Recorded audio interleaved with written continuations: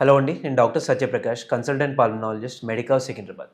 ఇప్పుడున్న ప్రశ్న ఏంటంటే ఆస్తమా టోటల్గా క్యూర్ చేయొచ్చా అనేది. ఈ ప్రశ్న మాకు చాలా కామన్ అండ్ చాలామంది అడుగుతుంటారు. అండ్ మీకు కూడా యాజ్ వ్యూవర్స్ డౌట్ ఉండొచ్చు. ఆస్తమా అసలు ఏంటి, ఎలా వస్తుంది, ట్రీట్మెంట్ ఆప్షన్స్ డీటెయిల్గా తెలిస్తే మీకు ఆన్సర్ డెఫినెట్గా వస్తుంది. సో ఆస్తమా అంటే ఏంటి? మనకి బ్రీతింగ్ ట్యూబ్స్ అనేవి ఉంటాయి. దీన్ని ట్రెకియా అంటారు. అన్నిటికన్నా బిగ్గెస్ట్ బ్రీతింగ్ ట్యూబ్ అది. సో దీన్ని మన లోపల వెళ్తూ కొద్దీ సన్నగా నారోగా అవుతుంటాయి. సో ఎక్కడైతే నారో పార్ట్స్లో ఈ ఊపిరితిత్తులు దగ్గరకు అవుతాయో అది ఆస్తమా. సో ఈ ఆస్తమా లక్షణాలు ఏంటి? కామన్గా పిల్లి కూతల్లా శబ్దాలు వస్తుంటాయి.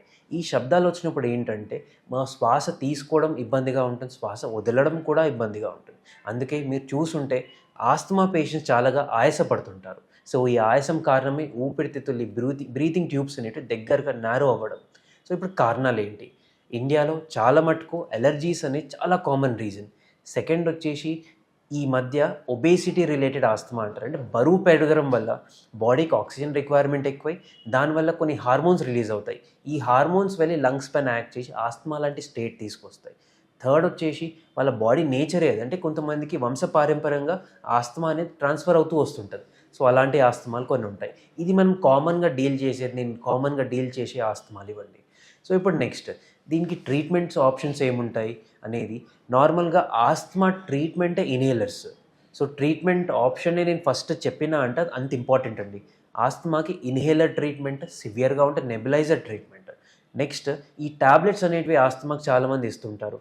ఓవర్ కౌంటర్ డ్రగ్స్ అంటారు. అంటే మీరు మెడికల్ హాల్ వెళ్ళి ఆయాసంగా ఉంది అంటే కొన్ని టాబ్లెట్స్ ఇస్తారు. ఆ టాబ్లెట్స్ మాత్రం వాడకండి. నేను చెప్తాను ఎందుకనేది. ఈ నార్మల్గా ఈ టాబ్లెట్స్ వాళ్ళు ఏదైతే ఇస్తారో నార్మల్గా బ్రాండ్స్ పేరు తీసుకోకూడదు, కానీ డెరిఫిలిన్ అనే డ్రగ్ ఉంటుంది.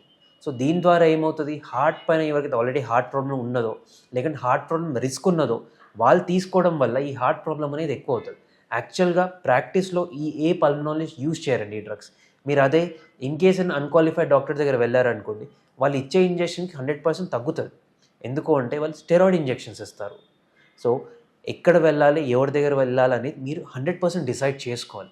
సో నెక్స్ట్ ఫస్ట్ చెప్పినట్టు ఈ ట్రీట్మెంట్ అనేది ఇన్హేలర్స్లో ఏముంటుంది, దాంట్లో కూడా స్టెరాయిడ్ ఉంటుంది.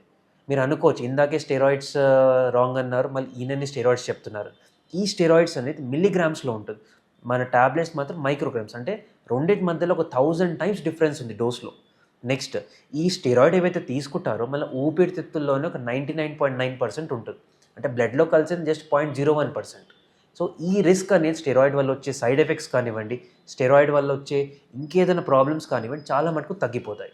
సో ట్రీట్మెంట్ ఆస్తమాకి ఇన్హేలర్స్ వాళ్ళ లంగ్ కెపాసిటీ బట్టి ఒక డాక్టర్ ఈదర్ ఆ స్టెరాయిడ్ అనేది క్యాప్సూల్ ద్వారాను, స్ప్రే ద్వారా, నెబులైజర్ బట్టి ఆ డాక్టర్ డెసిషన్ తీసుకోవడం జరుగుతుంది. మన ఫస్ట్ క్వశ్చన్ కొద్దాం, ఆస్తమా క్యూరబులా కాదా అనేది. ఆస్తమా క్యూర్ అవ్వదండి. ఆస్తమాకి కంట్రోలర్ మెడికేషన్స్ ఉంటాయి. అంటే ఆస్తమా కంట్రోల్ చేయడానికి మాత్రలు ఉంటాయి, కానీ ఆస్తమా క్యూర్ అవ్వదు. ఎందుకంటే బాడీ నేచర్ అది. మనం ఈ క్యూర్ పాయింట్ ఆఫ్ వ్యూ పట్టుకొని ఆస్తమా క్యూర్ లేదని మందులు వాడకపోవడం మాత్రం తప్పు చేయకూడదు. నెక్స్ట్ ఆస్తమా ఉన్న వాళ్ళు ఎలాంటి జాగ్రత్తలు తీసుకోవాలి. ఆస్తమా ఉన్న వాళ్ళు normal, in case allergic asthma ఉందనుకోండి, వాళ్ళకి డస్ట్ ఎలర్జీ చాలా కామన్ ఉంటుంది. వాళ్ళు డస్ట్ నుంచి ప్రొటెక్షన్ చేసుకోవడం కానీ, లేదంటే బయట వాతావరణం చల్లబడినప్పుడు మఫ్లర్, స్వెటర్ ఇలాంటి జాగ్రత్తలు తీసుకున్నప్పుడు వాళ్ళ ఆస్తమా అటాక్స్ అనేది రేట్ తగ్గుతుంది. అండ్ అన్నిటికంటే ఇంపార్టెంట్, ఆస్తమా ఉన్న వాళ్ళు ప్రతి ఒక్కరు వ్యాక్సినేషన్ తీసుకోవాలి. సో వ్యాక్సినేషన్ అందరి మైండ్లో చిన్నపిల్లలకే ఇస్తారనేది ఒక థాట్ ఉంటుంది.